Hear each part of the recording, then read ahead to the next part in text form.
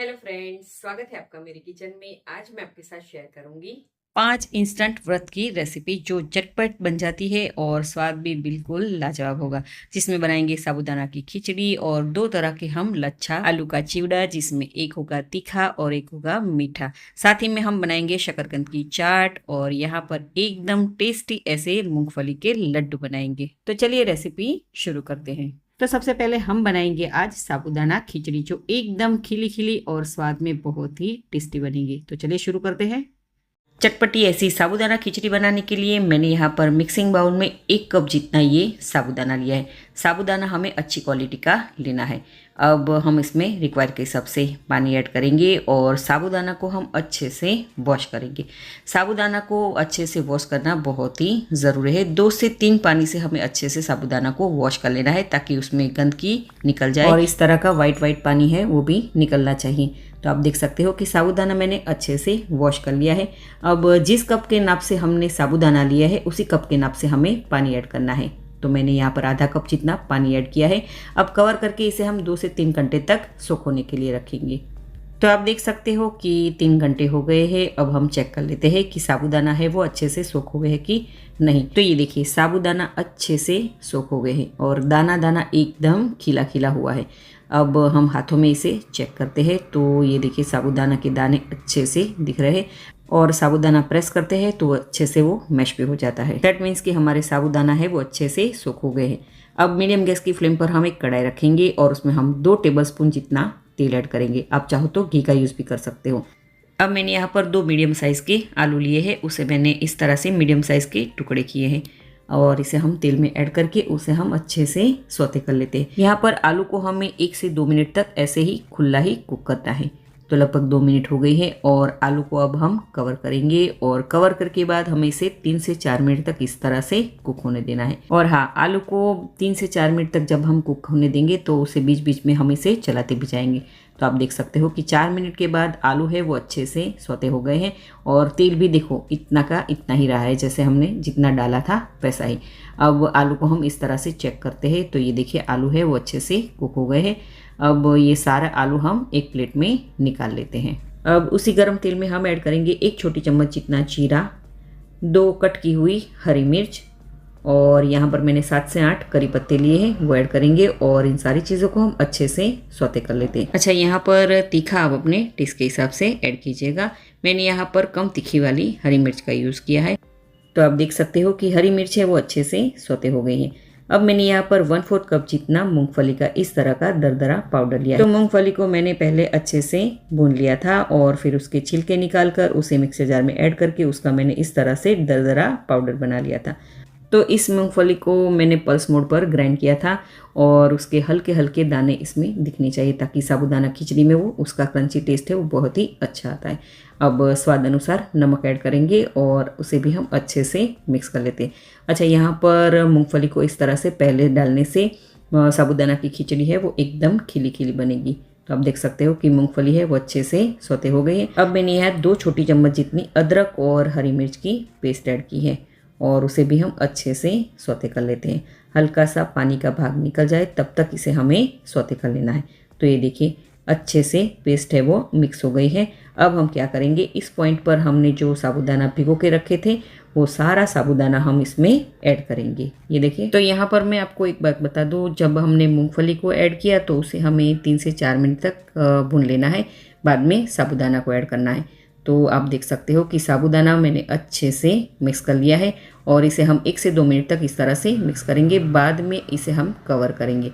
Cover करने के बाद इसे हमें 3 से 4 मिनट तक ऐसे ही कुक होने देना है और गैस की फ्लेम हमें मीडियम पर रखनी है। तो लगभग 4 मिनट हो गई है और आप देख सकते हो कि साबूदाना है हल्के से ट्रांसपेरेंट कलर के होने लगे हैं। ये देखिए। अच्छा, यहाँ पर मैंने नॉनस्टिक कढ़ाई का यूज़ किया है, इसलिए साबूदाना है वो तले पर चिपकते नहीं। आप स्टील का यूज़ कर रहे हो तो हैवी बॉटम का लीजिएगा। अब हमने जो आलू को फ्राई करके रखा था वो सारे आलू हम इसमें ऐड करेंगे और उसी के साथ स्वाद अनुसार नमक भी ऐड करेंगे और 1 छोटी चम्मच जितनी चीनी ऐड करेंगे और अच्छे से मिक्स कर लेते हैं।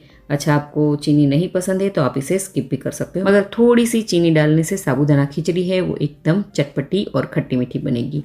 तो आप देख सकते हो कि चीनी और नमक हमने अच्छे से खिचड़ी में मिक्स कर लिया है।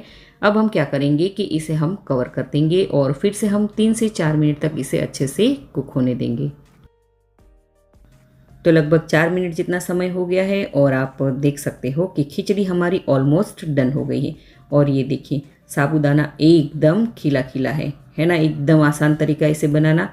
अब हम क्या करेंगे, उसमें हम थोड़े से और मसाले करेंगे। तो अब मैं यहाँ पर 1 छोटी चम्मच जितना नींबू का रस ऐड करूँगी।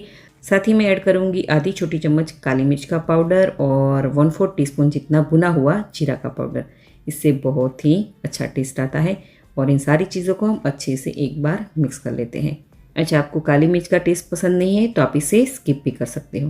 तो ये देखिए सारी चीज़ें वो अच्छे से मिक्स हो गई है। अब हम लास्ट में ऐड करेंगे बारीक कट किया हुआ हरा धनिया और उसे भी हम अच्छे से मिक्स कर लेते हैं। और हाँ, यहाँ पर आप तीखा, खट्टा, मीठा आप अपने टेस्ट के हिसाब से एडजस्ट कीजिएगा। तो ये देखिए हमारी साबूदाना खिचड़ी बनकर रेडी हो गई है। अब गैस की फ्लेम को हम बंद कर लेते हैं और इसे हम गर्मा गर्म सर्व कर लेते हैं। तो देखते ही खाने का मन हो जाए ऐसी खिली खिली और स्वाद में सुपर टेस्टी हमारी साबूदाना खिचड़ी बनकर रेडी है। आप इसे शाम के नाश्ते में या फिर आप इसे उपवास में खा सकते हो, बहुत ही टेस्टी लगती है। तो ये साबूदाना खिचड़ी मैंने महाराष्ट्रियन स्टाइल से बनाई है, आप इसे एक बार ज़रूर से ट्राई कीजिएगा। तो चलिए अब हम बनाएंगे नेक्स्ट रेसिपी, जो है शकरकंद की चाट। कुछ हल्का फुल्का खाने का मन हो तो ये रेसिपी बेस्ट है। तो चलिए शुरू करते हैं। शकरकंदी की ये चाट बनाने के लिए मीडियम गैस की फ्लेम पर हम एक कढ़ाई रखेंगे और उसमें हम 2 से 3 टेबलस्पून जितना तेल ऐड करेंगे। आप चाहो तो घी का यूज़ भी कर सकते हो। अब मैंने यहाँ पर 500 ग्राम जितने शकरकंद लिए हैं, जिसे मैंने अच्छे से बॉईल कर लिया है और उसके छिलके निकाल कर उसे मैंने क्यूब शेप में कट कर लिया है। और अब हम इसे अच्छे से मीडियम गैस की फ्लेम पर सौते कर लेते हैं। यहाँ पर शकरकंद को मैंने कुकर में बॉईल किया था और कुकर की मैंने 3 से 4 विसल लगाई थी। तो शकरकंद अच्छा से मेरा बॉईल हो गया है। तो आप देख सकते हो कि इसे हमें हल्के हल्के हाथों से इस तरह से सौते करना है। तो हल्की सी शकरकंदी पर इस तरह से डिज़ाइन आए तब तक उसे हमें फ्राई कर लेना है। तो लगभग 4 से 5 मिनट में ही ये शकरकंदी है वो अच्छे से सौते हो जाएगी। तो ये देखिए हल्की हल्की डिज़ाइन भी बनने लगी है। अब हम क्या करेंगे, गैस को बंद कर लेंगे और इसे हम एक मिक्सिंग बाउल में ट्रांसफ़र कर लेते हैं। सारे शकरकंद ऐड करने के बाद हम उसमें मसाले करेंगे। आधी छोटी चम्मच काली मिर्च का पाउडर ऐड करेंगे और उसी के साथ हम ऐड करेंगे आधी छोटी चम्मच भुना हुआ जीरा पाउडर, स्वाद अनुसार नमक, 1 छोटी चम्मच हरी चटनी। ये हरी चटनी मैंने पुदीना, हरी मिर्च और धनिया की बनाई है। और उसी के साथ हम ऐड करेंगे 2 छोटी चम्मच खजूर और इमली की चटनी। आप चाहो तो यहाँ पर ज़्यादा इमली की चटनी भी ऐड कर सकते हो। अब उसमें ऐड करेंगे हम 1/4 कप जितना भुना हुआ मूंगफली के दाने और उसी के साथ हम ऐड करेंगे 1/4 कप अनार के दाने। और यहाँ पर 1 बड़ी चम्मच जितना नींबू का रस ऐड करेंगे। साथ ही में 1 टेबलस्पून जितना भुना हुआ सफ़ेद तिल ऐड करेंगे और लास्ट में हम ऐड करेंगे बारीक कट किया हुआ हरा धनिया। और इन सारी चीज़ों को हम अच्छे से हल्के हल्के हाथों से मिक्स कर लेते हैं। यहाँ पर हमें हल्के हल्के हाथों से इसे मिक्स करना है क्योंकि शकरकंद है वो ऑलरेडी बॉयल है तो टूट जाता है। तो हल्के हल्के हाथों से इन सारी चीज़ों को मिक्स कर लेते हैं। तो आप देख सकते हो कि हमारी ये चाट बनकर रेडी हो गई है। तो अब हम इसे सर्व कर लेते हैं। नवरात्रि या फिर उपवास में कुछ हल्का और हेल्दी खाने का मन हो तो आप इस शकरकंदी चाट की रेसिपी ज़रूर से ट्राई कीजिएगा, सभी को बहुत ही पसंद आएगी। अब हम बनाएंगे फराली चिवड़ा, जो हम 2 तरीके से बनाएंगे, एक तीखा और एक मीठा। आलू का लच्छा बनाने के लिए मैंने यहाँ पर लिए हैं 1 किलो जितने ये रेड वाले आलू लिए हैं, जो मार्केट में आसानी से मिल जाते हैं। हमें यहाँ पर इस तरह का ये रेड वाला ही आलू लेना है। अगर आपके पास इस तरह का रेड वाला आलू ना मिले तो आप रेगुलर वाले जो आलू मिलते हैं ना, उसी का आप उपयोग करके इस चिवड़ा को यानी कि लच्छा नमकीन को बना सकते हो। तो मैंने आलू को अच्छे से वॉश कर लिया है। अब हम क्या करेंगे, इसकी हम स्किन निकाल लेंगे। तो ये देखिए अच्छी तरह से हमें आलू की स्किन निकाल लेनी है। तो आप देख सकते हो कि मैंने सारे आलू की स्किन निकाल ली है और फिर से मैंने इसे अच्छे से वॉश कर लिया है और उसे मैंने अच्छे से पोंछ भी लिया है। अब हम क्या करेंगे कि इसके हम स्लाइस बनाएंगे। तो ये देखिए हमें इस तरह से मीडियम थिकनेस वाली हमें इसकी स्लाइस बनानी है, ना ज्यादा पतली और ना ज्यादा मोटी। ये देखिए इस तरह की हमें स्लाइस तैयार करनी है। ये लाल वाले आलू में स्टार्च की मात्रा कम होती है, तो इससे जो नमकीन बनता है वो एकदम क्रिस्पी और करारा बनता है। तो ये देखिए मैंने सारी स्लाइस तैयार कर ली है। तो यहाँ पर मैंने वेफर बनाने का इस तरह का मशीन लिया है, जैसे प्लेन वेफर बनती है ना वैसा ही हमें लेना है। तो यहाँ पर मैंने 3 ये आलू की स्लाइस को अच्छे से सेट कर ली है और इस तरह से हमें इसके लच्छे बनाने हैं। ये देखिए, तो आप देख सकते हो कि कितनी आसानी से ये लच्छे बन रहे हैं, है ना, एकदम सिंपल सी। और ये देखिए मैंने बहुत ही जल्दी से और फटाफट से ये लच्छे बना लिए हैं। तो इस तरह के लच्छे हमें तैयार कर लेने हैं। इस तरह से लच्छे बनाने से तेल में जब हम ऐड करेंगे तो वो सिकुड़ेंगे नहीं। अब मैं आपको दूसरा तरीका बताती हूँ। तो इस तरह का कद्दूकस करने का मशीन लेना है और इस तरह बड़े होल वाला हमें यूज करना है। ये छोटे होल वाला यूज नहीं करना है, इससे जो लच्छे है वो बिल्कुल बारीक बारीक होंगे, जिससे हमारा नमकीन है वो खराब हो जाएगा। तो अब हम आलू लेंगे और इस तरह से हम इसे कद्दूकस करेंगे। तो ये देखिए, तो आप देख सकते हो कि इसमें से भी हमने बड़े बड़े ये लच्छे बनाए हैं। तो ये देखिए, और हाँ, जब भी ये लच्छे बन जाए तो हमें उसे तुरंत ही पानी में ऐड कर देना है। तो मैंने यहाँ पर दोनों टाइप के लच्छे बना लिए हैं, थोड़े से मोटे वाले और थोड़े से पतले वाले। तो ये देखिए, अब हमें इसे 2 से 3 पानी से अच्छे से वॉश कर लेना है। आलू के लच्छे में से एकदम क्लीन पानी ना निकले तब तक हमें इसे वॉश करना है। तो आप देख सकते हो कि दोनों को मैंने अच्छे से वॉश कर लिया है और पानी भी एकदम क्लीन निकला है। अब हम क्या करेंगे, एक नैपकिन लेंगे और उस पर हम इस तरह से लच्छे को अच्छी तरह से फैलाएंगे और इसे हमें पंखे के नीचे ही रखना है। तो ये देखिए, अलग अलग हमें थोड़ा सा कर लेना है, बहुत ज्यादा नहीं करना है, बस थोड़ा थोड़ा हल्का हल्का इसे हमें फैला देना है ताकि जो पानी का पार्ट है वो अच्छे से सोख हो जाए। तो अब क्या करेंगे, नैपकिन को हम इस तरह से कवर करेंगे और हल्के हल्के हाथों से इसे हम अच्छे से प्रेस करेंगे ताकि एक्स्ट्रा पानी है वो निकल जाए। इस आलू के लच्छे को हमें कम से कम 10 मिनट तक ही सुखाना है और इसे हमें पंखे के नीचे सुखाना है, ज्यादा देर तक इसे हमें नहीं सुखाना है। तो अब मैंने मीडियम गैस की फ्लेम पर पहले से ही तेल को गर्म करने के लिए रख दिया था और लच्छे भी हमारे अच्छे से सूख गए हैं। और आप देख सकते हो कि थोड़ा थोड़ा लच्छा हम ऐड करेंगे, ज्यादा हम ऐड नहीं करेंगे। तेल में समाये उतना ही हमें ये आलू के लच्छे ऐड करने हैं और मीडियम टू हाई गैस की फ्लेम पर इसे हमें अच्छे से फ्राई कर लेना है। तो शुरुआत में यहाँ पर हम मीडियम टू हाई गैस की फ्लेम पर 1 मिनट तक इसे हम फ्राई करेंगे। जब हल्के से बबल्स कम हो जाए तब हम गैस की फ्लेम को हाई पर कर देंगे और फटाफट इस तरह से कंटिन्यू हम चलाते जाएंगे। तो ये देखिए, बबल्स भी अभी कम हो गए हैं, दैट मीन्स कि हमारा ये जो लच्छा है वो अच्छे से क्रिस्पी हो गया है। अब हम क्या करेंगे, इसे हम निकाल लेंगे। बस हमें सिर्फ ये बात का ध्यान रखना है कि लच्छे को हमें शुरुआत में मीडियम टू हाई गैस की फ्लेम पर और लास्ट में हम 1 से 2 मिनट इस तरह से हाई गैस की फ्लेम पर इसे फ्राई करेंगे। तो आप देख सकते हो कि लच्छे है वो बिल्कुल क्रिस्पी हो गए हैं। अब हमने ये प्लेट में निकाली है और उसी तरह से हमने जो दूसरे यानी कि थोड़े से पतले वाले लच्छे बनाए हैं वो भी हम इस तरह से फ्राई करेंगे। ये लच्छे हमें ना ही मीडियम गैस की फ्लेम पर फ्राई करने हैं और ना ही हमें लो गैस की फ्लेम पर फ्राई करने हैं। बस हमें ये बात का ध्यान रखना है कि लच्छा फ्राई करते टाइम गैस की फ्लेम मीडियम टू हाई और फिर लास्ट में हाई पर इसे हमें फ्राई करना है। तो ये देखिए, ये लच्छे भी मैंने अच्छे से फ्राई कर लिए हैं। अब इसे भी हम प्लेट में निकाल लेते हैं। अब लच्छे में और भी हम नमकीन ऐड करेंगे। तो यहाँ पर मैंने 1 कप जितने मखाना लिए हैं, उसे भी हम इस तरह से फ्राई कर लेते हैं। मखाने को फ्राई करने में ज्यादा टाइम नहीं लगता है, बस 1 मिनट जितना ही समय लगता है। तो ये देखिए, मखाना है वो अच्छे से फ्राई हो गए हैं।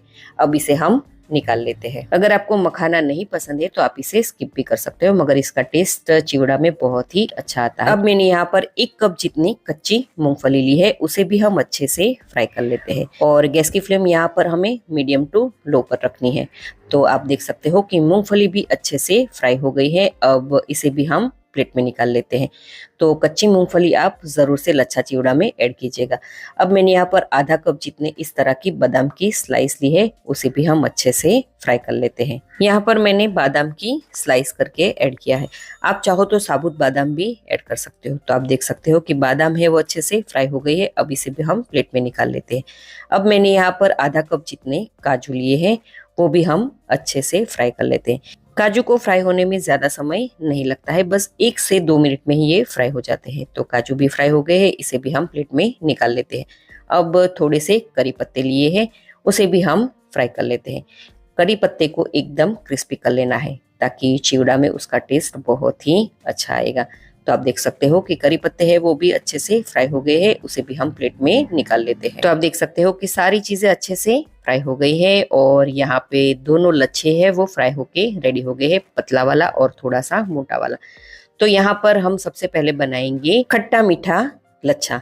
तो सबसे पहले हम ऐड करेंगे मखाना, साथ ही में आधा कप जितनी फ्राई की हुई मूंगफली, थोड़े से करी पत्ते, थोड़े से हम ऐड करेंगे बादाम, थोड़े से काजू और यहाँ पर मैंने लिए 1/4 कप जितनी किशमिश, वो भी ऐड कर लेते हैं। स्वाद अनुसार नमक और 2 से 3 टेबलस्पून जितना शुगर पाउडर यानी कि पिसी हुई चीनी ऐड करेंगे।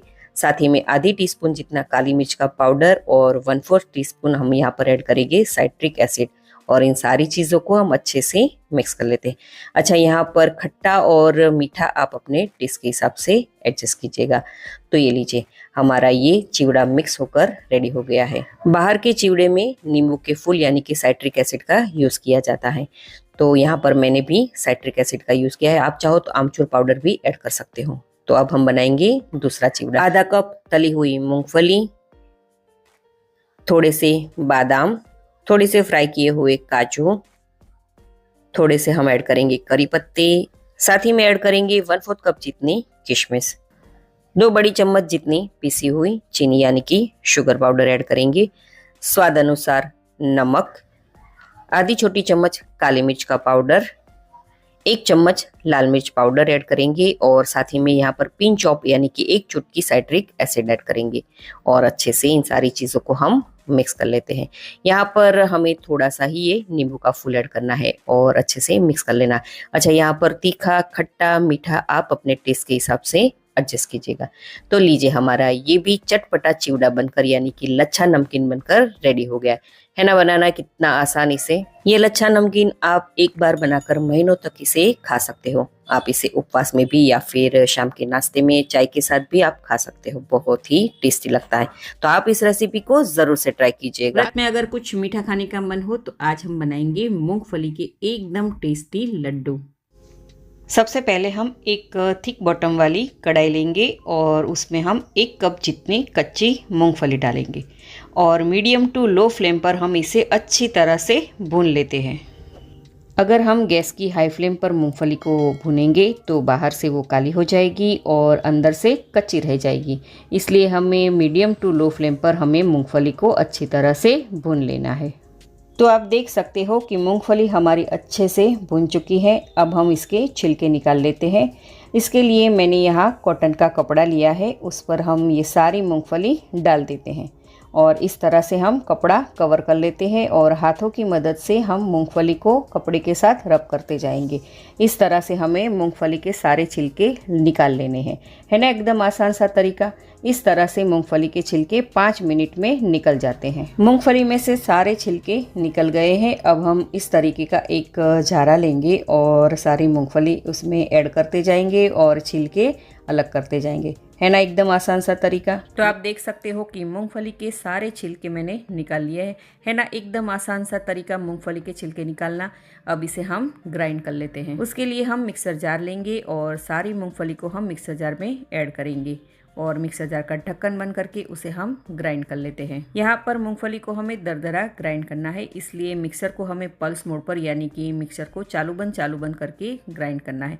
अगर कंटिन्यू मिक्सर को चलाते जाएंगे और मूंगफली को ग्राइंड करेंगे तो मूंगफली में से तेल रिलीज होगा और एक पेस्ट जैसी बन जाएगी, तो ये बात का खास ध्यान रहे। तो आप देख सकते हो कि मूंगफली को मैंने अच्छे से ग्राइंड कर लिया है और इसका जो टेक्सचर है वो इस तरह का दरदरा होना चाहिए। अब मीडियम गैस की फ्लेम पर हम एक कढ़ाई रखेंगे और उसमें हम 2 बड़ी चम्मच जितना घी ऐड करेंगे। घी मैंने यहाँ पर थोड़ा सा थिक वाला लिया है। जब घी अच्छे से गर्म हो जाए तब उसमें 1 कप जितना हम गुड़ ऐड करेंगे। यहाँ पर गुड़ मैंने सॉफ्ट वाला लिया है। अगर आपके पास इस तरह का सॉफ्ट गुड़ नहीं है और अगर आप कोल्हापुरी गुड़ का यूज़ कर रहे हो तो आप इसे चॉप करके लीजिएगा। अब गुड़ को हम अच्छे से घी के साथ मिक्स कर लेते हैं।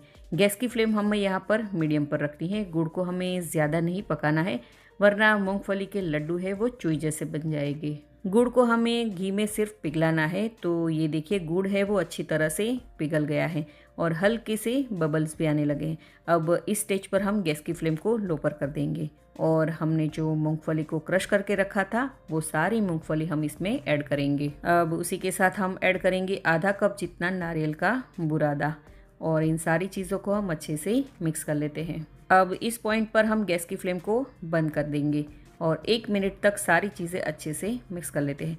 आप चाहो तो यहाँ पर ड्राई फ्रूट्स को दरदरा ग्राइंड करके भी ऐड कर सकते हो। तो आप देख सकते हो कि मूंगफली के लड्डू का ये मिश्रण बनकर रेडी हो गया है। अब इसे हम बाउल में ट्रांसफ़र कर लेते हैं और इसे हम रूम टेम्परेचर पर आए उतना ठंडा कर लेते हैं। तो आप देख सकते हो कि ये मिश्रण थोड़ा सा ठंडा हो गया है। अब उसमें से हम छोटे छोटे लड्डू बनाएंगे।